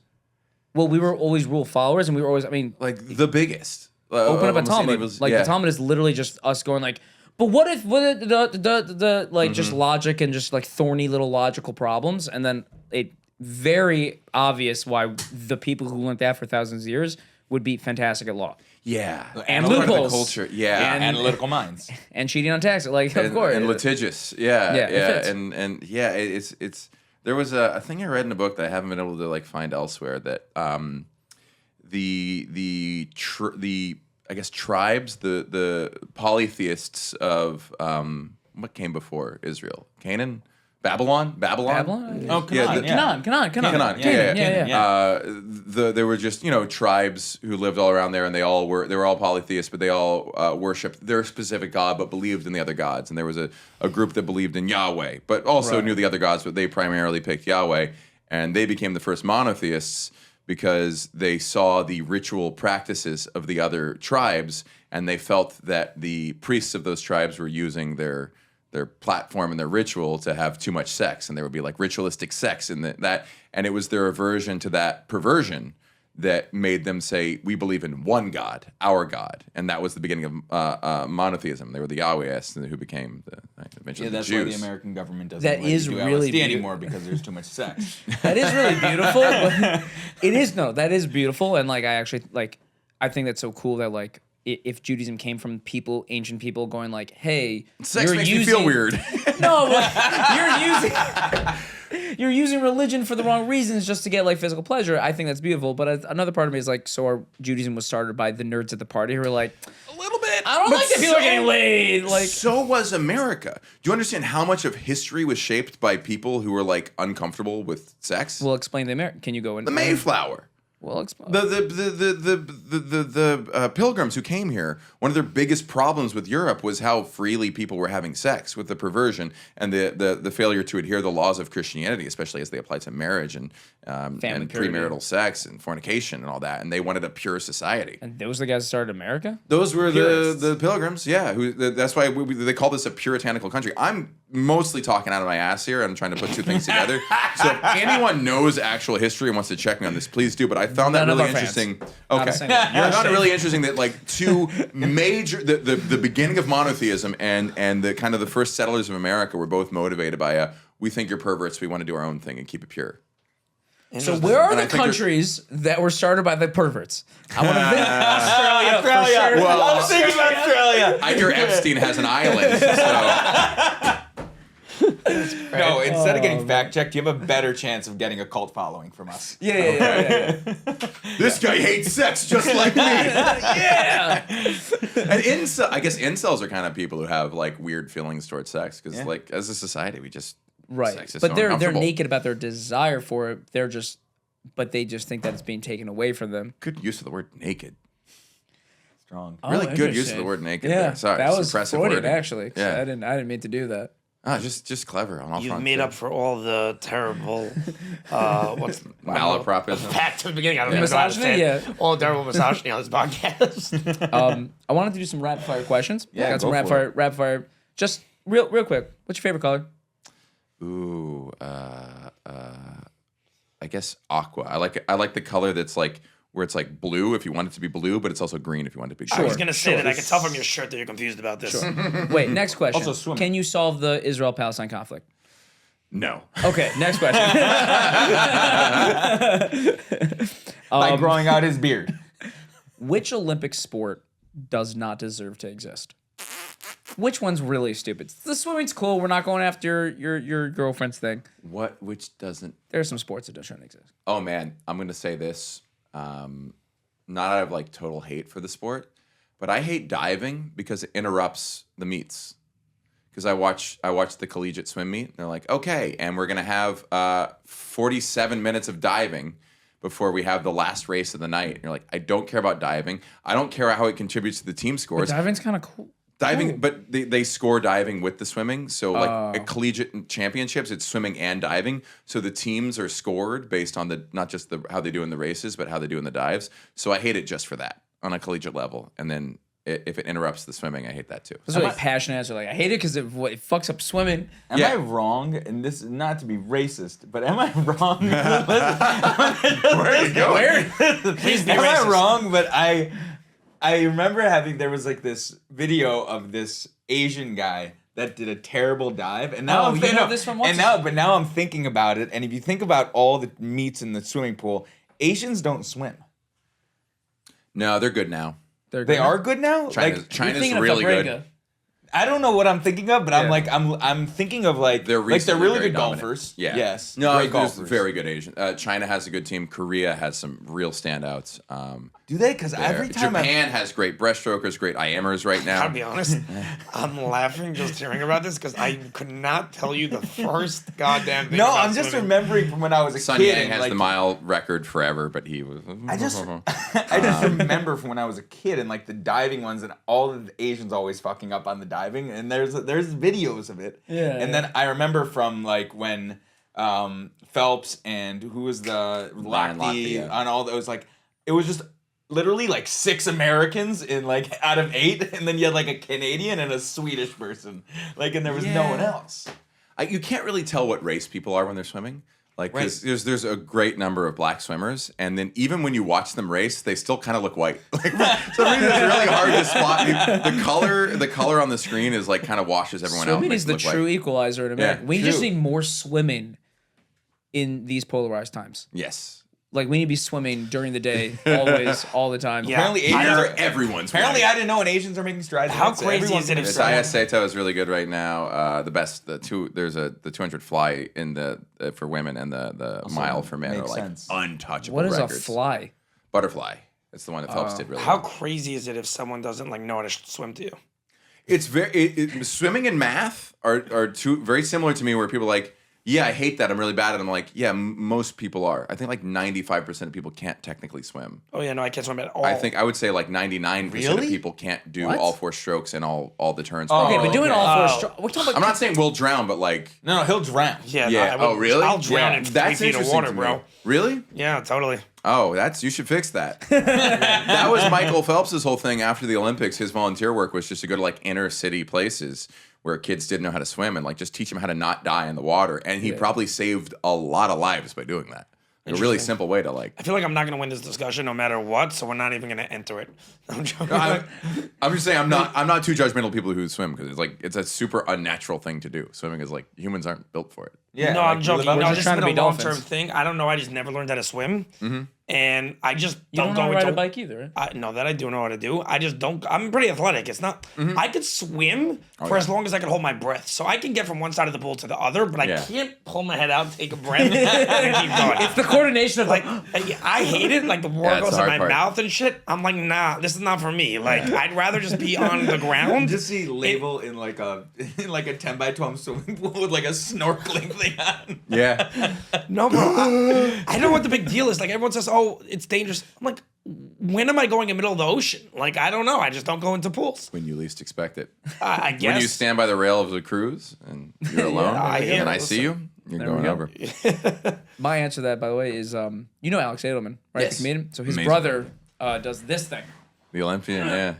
Israeli luge or Olympian. whatever it's called. The skull. I think. Skeleton. Yeah, What is skeleton. that? That's not a sport. Sorry. I don't know. Sorry, Alex I Edelman's honestly, brother. I don't know what you Sorry, just Alex did. Edelman. They literally, they just go downhill really fast, lying completely flat, and I don't really know the skill set involved. It's just, I'm so flat right now. I don't get it. I don't It's know. aerodynamic. Well, you have to like run really fast for like 6 seconds at the beginning of it. So you have to have like good quads, yeah. They don't need defending. It's fine. It's like drag racing. This one I think is really important, especially to you. What do you look for in a pair of boat shoes? Ooh, I really like. And how many pairs do you own? I just one right now. I almost bought another pair this week. I don't even believe you. I kind of backed off on it. I'm into the high top Converse now because I got stretchy laces. I highly recommend super cheap stretchy laces. Look at this. Off. Flex. Wow. So once I learned that, I'm like, oh, high top, and also like high top sneakers plus high socks are a push-up bra for your calves. If you have weak calves, do this ensemble. It makes your calves look You don't have weak huge. calves. Get the hell out of here. Oh, if I was wearing boat shoes, they'd look so much skinnier. Really? Yeah, it makes your calves look awesome. If you roll if you wear a high top around the ankle, it makes your ankle look thicker, and then you wear this up to right below the This is a muscle. really unique. I love the. Your fit today is really, I can tell you. I don't know. You've put No, I work love into the- not looking as J. Crew. I've moved away. I've also It's started an analogy.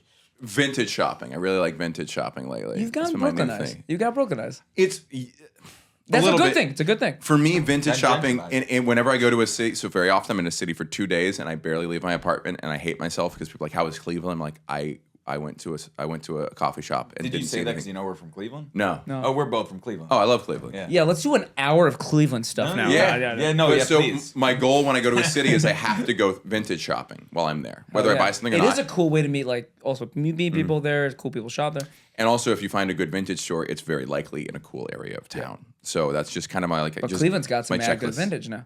Yeah, it does. I can't remember where I Cleveland went while I was was not there. cool when we were growing up there, and it has It's- gone progressively. No, now they have It's the a place cool called city. The Flats. That's Yeah. like, that's the place It's to be. awesome. Yeah, I went there with Bert, and then I went back there Fun. again recently. That downtown. I'm sorry Yeah. about MGK. I'm sorry. It's okay. I forgive you. Thank you. Yeah. He's from Cleveland? And you're welcome for Kid Cudi. I don't know that. And Bone Thugs and Harmony. Love. Did they break up, by the way? You love Kid I Cudi? love Kid Cudi. That's awesome. Oh yeah, I saw he was in a movie. I saw a thing about him today where he was in a movie that never saw light of day. Like that. He was in college. He was so formative for me, especially his mixtape. Did you smoke weed? No, not until after college. I just love Man on the Moon mixtape was so good. You might be the only non-pothead I've known who ever met who said that Kid Cudi was formative. No, that's cool. That's awesome. That means his music transcends. TGIF. I mean, like he had so many good songs. It was so fresh and new. He got a little too experimental later, and I appreciate that he tried to do something different. But I kind of wish he went back to like he moved away from like rap to hip hop, and he was just such a good rapper. He's the best hummer of all. Well, Matthew, I actually knew that you were into him, and bring him out. Kid, you can come out. I don't know his names. Do you know Theophilus London? Yes. Oh, really? Yes. That's only one like of his my other... early stuff that he did. Yeah. A similar thing where he went artsy. Shmuel, you want to go somewhere now? You guys have fun. Sorry. But there were those rappers of that era, and then like the Drake mixtape, Wale. That was like my shit in college. Well, you know, as Jews, why we like Drake because he's black. But I feel like I think Jews just. I mean, I guess love hip hop. Yeah, I'm sure white kids are like, what do you mean? White kids, I'm like, it's just a different thing, man. No, Jewish high school kids are what keeps the hip hop industry alive. Yeah. Sneakers and basketball. Yeah, we buy all the sneakers. I went to at least in Corpus. My dad was a chemist, and his fellow coworkers were all Indian or Chinese, and so we would all carpool together. It was me, Indian and Chinese kids. And we just loved black culture, top to bottom. We were obsessed with it. It was a weird bonding that carpool, point. like you were like a nerdy like Pokemon fan and a Chinese kid and an Indian, just be like, "Fuck the police!" On our way to a math competition. Yeah, man. It's so, I don't know why it is. Like, I'm sure it means a lot to everyone, but like it was that vision of like a coolness we would never attain. Yeah. Well, listen, man. If you get big enough, kind of like how John Mayer toured with Chappelle. Mm-hmm. Maybe you'll share a bill with Kendrick, man. Like share a bill with Cudi. He did, yeah. That's so cool. You know what my favorite rapper is right now, who I'd like be thrilled to like meet is. Can I try to guess? Please. But you gotta give. Okay, so just give me a hint. Is it New York? Is he in New York? No. So is it West Coast? No. I'm not gonna guess. Go. Midwest. T Grizzly. Oh, I would not have guessed that. He's such a. I mean, like. He can't sing a hook to save his life, but the way he raps, like the authenticity, the storytelling he raps in, and how it's clever, but not like, it's not like, what's his name? Big Sean clever, where it's a bit show-offy in terms of how well worded it is. Right. It just happens to be clever, but really authentic to his own story. T Grizzly is like, that's one of the rappers I'd love to meet. Where I'd be like, how do you do what you do? I feel like it'd been really funny if I'd asked you for your top 5 and like you looking the way you looked, you've just been like, Macklemore, yeah, Eminem, Mac Miller, that guy who does the Republican Trump rap. Tom McDonald. These are just the guys I think are good. Bronson. I don't see color. These are just the guys I think are the best. Yeah, Tom McDonald. Yeah, the sad truth is he's got bars. He just I don't like the product he's putting out. The laser is sharp, but it's pointed in the wrong direction. Yeah, it's the Jew laser actually. Yeah. What else we got? Okay, you've lived in a bunch of cool places. You live in which neighborhood, by the way, do you live in right now? I assume Greenpoint. I don't know why. No, Fort Greene. Fort Greene, that's what it was. I would love to live in Greenpoint. Like near BAM? I live next to BAM. I live on the same exactly block where as you live. BAM. Sick. Yeah. I love that bookstore that's right there. I forgot what it's That's called. right across from me. I hate that bookstore because they wouldn't let us do a comedy show there. They're like, oh, we only do fiction-based things. Oh, them. boo. But they have really good that gluten-free bookstore. cookies. Greenlight bookstore. It's a great bookstore. They have really good. Oh, they do have a coffee shop. Yeah, they have a good option. Zach rates bookstores Based off of can they feed me? based on whether they have gluten-free products that Bro, I don't fucking read. Yeah. But you've lived in so you Fort Greene, super cool. You live Brooklyn. You used to live in LA. You were doing comedy out in West Hollywood. Yes. You went to college in Houston. That's right. And you lived in Atlanta. I live in Atlanta. Also Corpus, a little bit in Austin. I live in Williamsburg as well in Brooklyn. Okay, so those are some hip places. Yeah. I'm not. Whose shitty people are shittier? Like, are the LA shitty people worse than the Brooklyn shitty people? I have just a lot of hate for LA. And it's a me Yes. thing. Yes. Freaking hate LA. It's a me thing, but like I spent my whole childhood feeling out of place as a Jew in the South. Yeah. Politically, I felt way more liberal than my peers. I felt I came from a family that really valued education, and in the South, you have these people who aren't the best studiers, but they're really good salesmen, and they're going to take over the dad's company, so they never value education. So I always resented them for their lack of curiosity and educational motivation. And I moved to LA thinking I was going to find my people, liberal, like-minded Jews with an education, and I found them to be more vapid than any Southerner I had ever met. I mean, Dumb. closed-minded. Dumb is not fair. Uncurious, unless it pertained to very specifically what they Clout. did. Maybe. If they're film buff, they're great at it. But like in New York, you get to meet people who are like, even if they do one thing, they'll be very well versed in some like strange area of knowledge, just purely out of curiosity.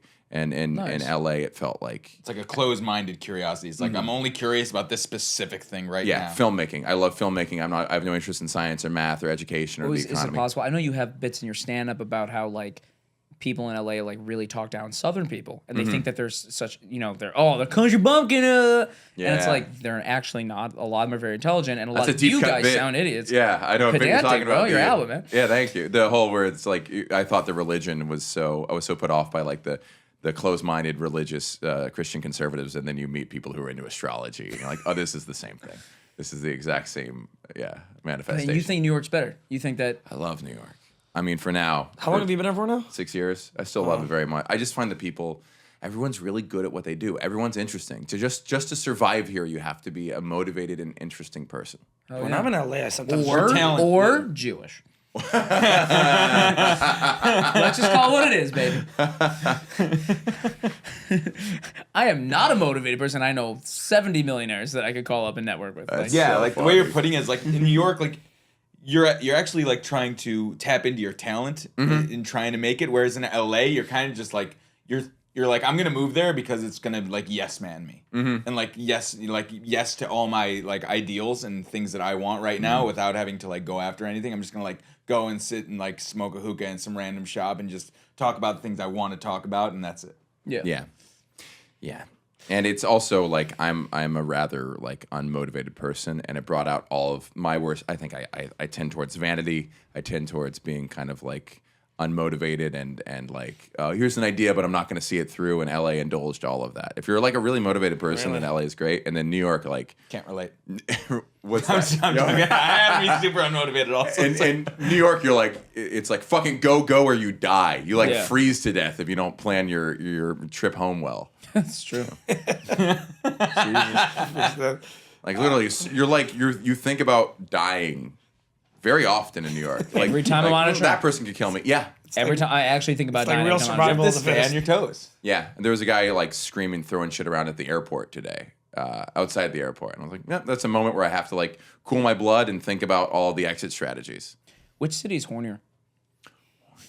Oh. LA was a very sexual place, but I lived in West Hollywood, I went to a gay CrossFit gym. So there was. You probably got hit on I was so gonna say, much. why did you choose? They were so hot. That's insulting. I was real low in the pecking order. Those guys had like great asses. They were like they wouldn't talk to me. They were all built like G.I. Joe characters. I was a twink next to those guys. Yeah, I would say I don't know, New York. I feel like New York horny is more of like at the end of the day, just like you see someone at the bar, my place now. Yes, like, I was about to say. it's a functional it's horny. more New York aggressive. horny is like Yeah. it's like you're just like this has been a shit week. Time for sex. Yeah.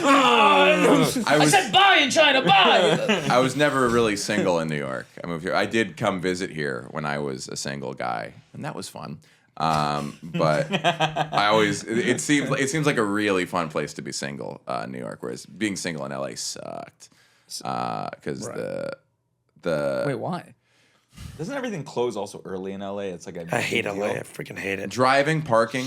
Like didn't know it was if you bad. wanted to like spent so fuck much time someone, they there. had to basically live in your neighborhood. Like I didn't sleep with anyone who didn't live within walking distance of me, or at least like an easy bike ride. Like it was City bikes. If I were to move to LA, my move is I would just park myself in that, what is that, like, disgustingly overpriced place, Erewhon?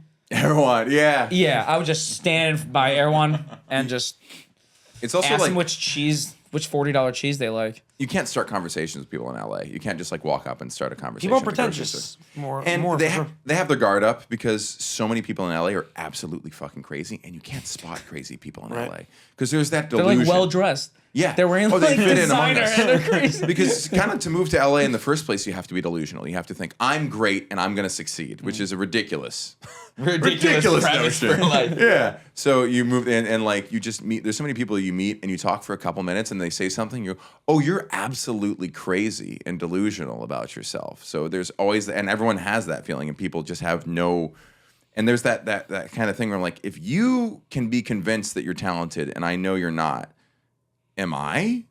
Right. Am I that crazy? Right. Because never sure they're if just you're- as unaware of it. So how could I? Maybe I'm in this blissful unaware state. Yeah, and then it was also a weird thing. This is gonna sound like gross and broy, but like there was for like a year or two in LA, I was like, wow, these beautiful women are really interested in me. This is crazy. I thought these girls were so out of my league based on looks. And then you realize it's have a because penis. they're failed at. That is not a non-starter. Okay. You realize it's because beautiful people come there and have their dreams broken, and then they're willing to settle for lower, especially if you have a career of some kind. And you, Let's And I move had to LA, bro. something. So I got a was- podcast, Yeah, we got a podcast. so you were like, oh yeah, this woman who's like really struggling and whatever she's doing here is interested in me, and it's because of her own kind of insecurities Right. about how her life is going. So it's which kind is of a so bad. sad. And That's also a very sad. psychological. Yeah, and it's why ugly trope, guys yeah. date beautiful women in LA, and also the men in Larry LA. David. Yeah, yeah. That's It's a- the crazy thing about that show is he's pulling. Yeah, it's LA. And also the guys aren't very good looking in LA. Everyone thinks the men are very good looking there. There's no women, there's so many women are like, oh, I'm the most beautiful girl in Tulsa, Oklahoma. I'm gonna I'm go in and LA. make it in LA. Whenever a guy's like, oh, I'm the hottest guy in Des Moines, I'm gonna stay here and be king. Why would I change the odds? So like the hot guys in LA Hot guys are all are gay. moving to the Lower East Yeah. Side of Manhattan to like take fit pics outside Yeah. of like a Like, cafe. Yeah. why would I So I go never to thought a of more that. competitive market? That's hilarious. That's so. It's a great point, great Matthew. point. Wow. Yeah. So that part of LA was really hard to meet someone who I could like, and that's why I met my girlfriend in Austin. I was just when I met her, I was just like, oh, thank God I could. But then find why someone the who I move? like. Because you had some success in LA. Like What a great question. This is something I know about you, which I did not know. I learned this today. You made it onto Comedy Central, Adam Devine's whatever the fuck it was called. House party. Yeah. It was within 2 years. Most people are Really open early. micing at that stage. Yeah, And I'm I not got- trying to blow up your ego, man, but like that shows obviously some luck, but obviously a lot of talent. Mm-hmm. So why move from LA where you're I booked that out of Austin, to be clear. Well, I never mind. booked that out Fuck of me. Texas, but I moved there because of that. Because I was wanting to move to New York, and then I booked this thing that filmed in LA, and I'm like, oh, that plants a seed there. I got a manager there. I knew some. I kind of built some connections because people had seen me film it there, and I was just like, I guess I should go there because I have representation there, and I can start auditioning there, and. You know, and I know it's harder to stand up, but I thought I was so cocky. I was like, I know they say stand up's harder there, but I'm gonna show up there and be on all the shows and all the clubs, and that didn't happen. But isn't a little bit of cockiness probably good? It was Yeah, I great. was literally just Looking gonna say back, that. I don't You think need, you need some. as obnoxious as I acted. I don't think I did anything. I wouldn't want to change anything that I did, despite how embarrassing it is to remember how I acted, because it all led to this, and I'm pretty happy with where things are. I realized pretty quickly in LA that I would have rather been in New York, but I was too shiftless to get off my butt and move. And then my girlfriend was ending her swimming career. She was living in Austin, and she said, "I understand what you do, and that it's, you know, where can you live and still do comedy?" And I said, "Sadly, there's only two places. It's LA and New York. It's the only place I can really live and do this."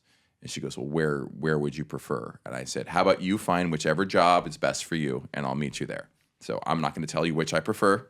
Just you find a job, and we'll live there together. This was a year into our relationship, and she found a really good job in New York and she was right. I remember you had a couple bits, maybe even on Conan, about how much more money your girlfriend Yeah, I'm made than Fallon. you. Yeah, she's really well. Isn't your girlfriend also now doing comedy full time? Yeah. What does So she do? I love how She's tech sales. Wow. Yeah, by the way, you guys are like disgustingly cute. The fact Oh, that thank you. Also, the fact that you both do comedy like full time is And crazy. we both started not doing comedy and like we're doing like these smart And she has a way better Normal backstory jobs. than me. Yeah, she was a pro swimmer turned tech. Yeah, she's one of the greatest swimmers apparently of all time. Yeah. And now she's doing, and now she gets to know what it feels like to absolutely You know bomb. what? Fuck you guys as a couple. Honestly, I hate both of you. So like, but also, we touched on this earlier in the interview, but I imagine, this is the love of your life. You guys are, but now she's doing comedy. Your mind's working bits. Her mind's working bits. And you guys, like, has it changed relationship at all? It's been a very positive thing, despite all the warnings that it would be bad. That's We good to hear. don't write together a ton. We're not like awesome writing partners as of now. We don't have a similar process for writing. We certainly bounce bits all the time. What would happen before she was She's a comic way is too I would just misogynistic for you. No, I get it. I would steal bits from her left and right before she did comedy. I think my closer on one of my Fallon sets was like, I truly give her that. Like I would like, and then my girlfriend said blank, which was like the premise Right. of the joke, and then And it was actually true. She said it. yeah, was just, yeah, it was her observation about Queer Eye, yeah. Now You're not allowed to steal her bits now. now it's She's like like a something funny happens in professional. conversation. I'm like, God damn it. need Yeah, that. that's yours. And we'll have a little custody battle. You guys should have buzzers at every dinner table when it's like someone says something funny. I It claim happens it. to me It's like fine. I think that like having two really funny people in a relationship that like literally that's their job. I just envision always trying to find the thing to just sarcastically, facetiously like make fun of something. Like, oh, you're parallel parking, you suck. Yeah. The premises come up in conversation. She's really good at premises, and she'll hit something sometimes. I'm like, God, I want that so bad. And she'll actually like give it to me sometimes, which is very nice of her. And But it's also cool because you were a swimmer who Mm-hmm. wanted to be good at swimming, and then you end up dating someone who crushed at the thing you didn't dreamed to And be. now It was my she's dream. kind of the novice and dating the guy who's like killing it at the thing she wants to do. Yeah, she's doing really well though. Like she's a regular. And is two that or not a three little clubs. annoying? No, we're like I think 8 years apart in starting dates. Mm-hmm. So, it's nice. It's I really root for her. It would be. We're far enough apart that she's not going to hit any. She's not going to be chomping off things that I'm still jealous of because I've cleared a lot of those hurdles. It's cool. It is the hard part is watching her bump her head because you have to. It's like starting comedy is ugly for anyone. There's just And the hard part for us is painful. to watch two conventionally attractive people fall in love with a common interest, and then they both have a successful career out of it. That's very tough for us, and I don't think you've put enough thought into how that makes other people feel. Yeah. Very sorry for that. So we're thinking, so she's done with tech now? She's Oh no, done? she still works. She still has a day job, so she's Oh! yeah, no, Oh, she's I not thought full you meant time. Yeah, she makes money. So that's where she makes money. Yeah. damn. Yeah, and she's not giving up that job because we Yeah. both need that money. Yeah, Yeah, $4,000 ain't cheap. yeah. No, it's not. Yeah, Those gluten-free cookies at Fiction Bookstore cost $9. I feel like you're joking, but that could also be completely true. No, I'm not joking. They could cost totally- $9. Jesus. Yeah. They're really good. My brother just called me. They're really good. My brother just called me the other day, and he told me that he just got his daughter a milkshake, which she wanted a milkshake from some store, $10.30. Erewhon, the was place I throwing a bought up shit in for LA, that. does sell a $20. It's famous. They sell a $20 It's called juice. the $20 juice, Is that what it's? or one of them's called the $20 smoothie. I've seen one of those. Yeah. Crazy. Hell of a way I to get away with it. absolutely From bought him. it. You did? I'm like, well, we got to see what all the I was gonna commotion say, is. I was gonna say that's a hell of a way to market it. At least they're The like smoothie at a being certain point Yeah, honest it's and attached. attached. Like it's $20. Can you imagine if they didn't call it that and it was just $20? You're like you see, it's like 1998. It's crazy. Wow. The smoothie at a Actually, certain one of the point ingredients is a detaches. $5 bill, which explains at least 25%. I was gonna say it gives you a blowjob. Like the cup. Jesus. Good stuff. Okay. Oh, we're ending on Any that other rapid blowjob fire? joke. That bomb. Nice. Any other rapid fire? What? Was that the rapid fire? A couple more. Yeah. If you What's your yeah. favorite venue to do comedy in? Oh, good question. In New York. Let's start with. Village Underground's a great room. But I really like New York Comedy Club. Village of sure. Village Underground I've is never the been to cellar. Village Village Underground. Oh, is that sure. the cellar? It's one of the rooms of the cellar. One And of then them, New York Comedy Club's a really Yeah, I love special New York Comedy, place. It's real. I really have fun on that stage. And then what would be your dream like to sell out? Like if there's like a place. What would be my dream MSG. to sell out? I'd love to sell out. I'd love to perform at CERN. That'd be fun. I'd love to do something weird, like a don't you tell guys kind know of what venue. CERN I don't know what CERN is. What's What does CERN? it even stand for? I don't know what it stands. I know what it is. I don't know what it stands for. It's the place in Switzerland where they had the Large Hadron Collider. Yeah, right? Large yeah, Hadron Collider. Yeah, it's like where all the best science in the world happens. fucking nerd. I saw a video where they were Such- doing like it was CERN, but they had like a sketch show, at CERN with all the scientists there. They would probably love your comedy though. I hope so. I have some relativity jokes I'm working on. And some What's your statistics dream high school? You want to teach physics at? Or calculus. Calculus. Oh, I would love to teach complex analysis at the whatever school Miles Morales goes to in the Spider-Verse movies, because that place looks fucking cool. amazing The answer. students are cool, but like All the they're- students are cool. They're smart and motivated, but they like listen to good music and wear cool sneakers. But none of them are doing TikTok dances in the hallways. Yeah. No, and none of them are doing drugs because it's a kids movie. Yeah. Ideal. That sounds really probable that it legit. exists. Well, Label actually, surprisingly, they have a Jewish lawyer who works for that school, and we can get you in. He's an Orthodox. There's a Hasidic guy who actually. And he if did we the don't deed know for that the- person, we can try their brother. Schweiberverse. Yeah. Schweiber, the Schweiberverse. They actually own the building, by the way. We don't need an attorney. Possession over. I'm Spider-Man. all about it. I can honestly say, this is not to just totally suck your dick, but we've had a lot of comedians on. You're the most interesting comedian. Oh, we've thank had. you. This is the most fun I've had on a podcast in a while, and I mean that with all the Really? disrespect. Yeah, I was gonna say, by the way, this this is really fun. That's like Yeah. That's I know awesome. the podcast you've been on. This is fun. Yeah, That's No, I was- awesome. We Wow. appreciate I didn't know what that. to expect, so I'm very. I was gonna say This was I've a good been time. quieter, but I feel like I'm enjoying listening to the conversation. We really, yeah, this was we- great. We, honestly, Yeah, no, fucking dead weight over here. Keep him. He paid for everything. That's how you get this. That's his He name owns in the real estate. title.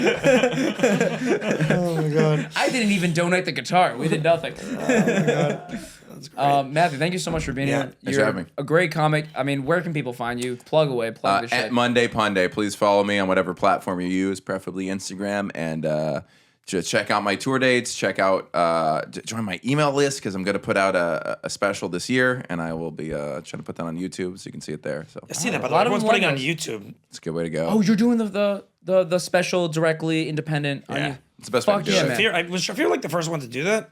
No, Not at all. No. But don't know. my mom loved that special. It was good. The My Jews mom was a watched great you. special. It was very she good. was. I sent it to her, and I didn't think she watched it. And that night, she was like, "Who is that Jewish guy who did the Jewish special?" I'm like, "What are you talking about?" The one called Jew. The Jewish one. I'm like, "The one I sent you today." She was like, "Yeah." I'm like, "You watched that?" She was like, "Yeah, it was amazing." I mean, it was wrong. She goes, my only problem with it was, how's he going to do another special after one that good? Yeah. What a Jewish mom. That's lovely. That's awesome. That's You lovely. have a tour coming up, right? Like over the next couple months. I'm on the road, Chicago, Atlanta, blah, blah, blah, a bunch Guys, of cities. seriously, he's one of the best comics. Go find Not in him. New York. He's one of the best comics in America right now. Go watch him. Go watch his shit. TikTok, Instagram. Come watch my follow him. extended Passover joke. It's one of my best ones. By the way, that was a bit this whole time. You can finally. He's not Jewish. That was a bit the whole Don't do time. that. That was a bit. He's Don't putting out this do bit. that. That was a bit. You got a Passover joke in the new special? Oh, I got a good one. Or at least one I'm doing on the road. I don't There know if is I'll put it on the probably special. one of our fans who's like, I wasn't sure I was gonna like him, but he has a Passover joke in the new special. It's like 3 minutes on the Angel of Death. I'm pretty proud of it. Yeah. That's awesome. God, yeah. Okay. Okay. Is that Alrighty. the name? Wait. There's the song at the end of the Seder, and the Angel of Death appears in that. Oh, yeah. Did you know the Hot God? Yeah. I know that. Hot- Yeah. I know that. Yeah, so those like- lyrics. Yeah. You know Jack Black's bit about that being the first metal song of all time? No. Ah, God, yeah. That's hilarious. We were implying on next. Yeah. So you can see Jack Black live at. All right. Matthew, this was awesome. Yeah, thanks Thank so you. much. Yeah, much. really Appreciate appreciate it. Thank Really you. appreciate it. All right, guys. Peace and love, everyone. On to the next week, Monday night.